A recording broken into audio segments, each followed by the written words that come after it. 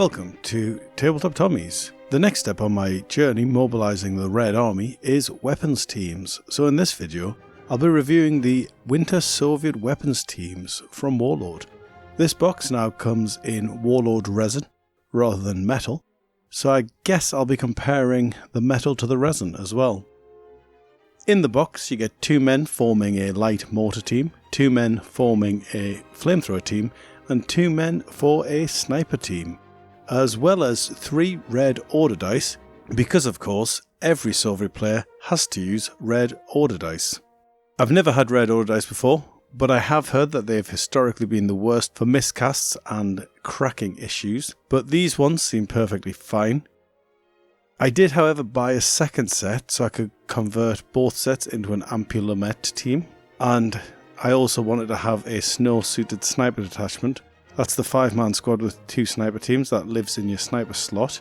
The dice that I got in the second set do look very different. Their shape is fine and they're not got any cracks or anything, but they're weirdly faded. I've sent a photo onto Warlord for them to address this in quality control, and I'll add a comment if I hear anything back from them. In terms of value for money, this set costs £16 in the UK. At regular you get 135 points, which works out about 8.4 points per pound spent. If we compare this to the Soviet Winter Infantry set I built and reviewed in a previous video, in that set we got 400 points of regular rifleman for £42.50, which works out about 9.4 points per pound. So this set is slightly worse value, but it is resin. However, with all the options that come in the infantry set, you could stretch it easily to 500 points, which would put you close to 12 points per pound. And so actually, that does make this one look worse value for money from a game perspective. All that said, however, if you do like the sculpts and have a use for all 3 teams, this doesn't seem ridiculously priced, it seems quite reasonable.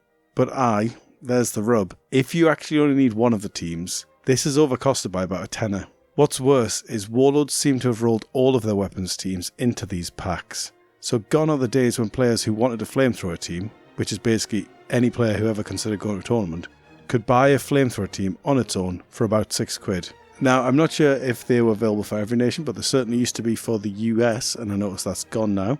I do wonder if moving all the teams into weapons team packs was a bit of a cynical attempt to increase sales of the less popular weapons teams. Now, I usually like to buy all the models that I need from the same range to keep it simple when I order, but this is exactly the kind of thing that would make me look at alternative manufacturers and recommend that other people do the same if they only need one of the teams in the box set, because otherwise you're paying 3 times more than you should be. It does seem a bit of a risky strategy from Warlord in the age of 3D printing to not have the teams available individually, but I guess their gamble is that new players buying sets will outweigh the lost sales from experienced players sourcing models elsewhere to reduce cost and waste. But all that said, onto the actual models. The resin does seem more detailed than the old metal minis, though I haven't had experience with this exact set in metal for comparison, but generally the metals I've had from Warlord have been really bad for things like melty faces and other details. These in contrast have perfectly fine detail. Warlord do recommend washing the resins before you assemble them to remove mould releasing agents, etc. So I of course did this before assembling them. They do still have the big pads on the bases of the models as the metal models used to. And on some of the models, the details extend below the top of the base pad, which is mildly problematic if you're trying to do something similar to me, where they will not be based in a way that hides the pad. I did consider putting these boys in a patch of snow to save me cutting off the bases, but I want my force to be cohesive, all fighting on the mean streets of Budapest, rather than a random few fighting in snowdrift while the rest of the army stood in the street. Removing the bases is something I've done a lot with Warlord metals, and I found the resin to be much more brittle than the metal equivalent, which led to some cracks and repairs before I even glued them to a base. That said, they still have enough flexibility that I don't think there's a significant risk of them exploding in usual handling or even when dropped. It's more the act of clipping the base that caused a stress fracture to pass into the model proper, and then extremities to fall off like feet. All in all, I'd say it's not a bad kit and I'm pretty happy with it.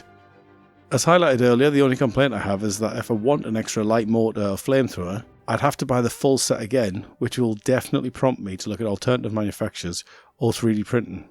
Here's the full set, glued to its bases, prepped for painting, which I imagine will be a future video. Hopefully that was helpful. See you in the next episode of Soviets from Scratch, and please check out the podcast. Ta-ta for now.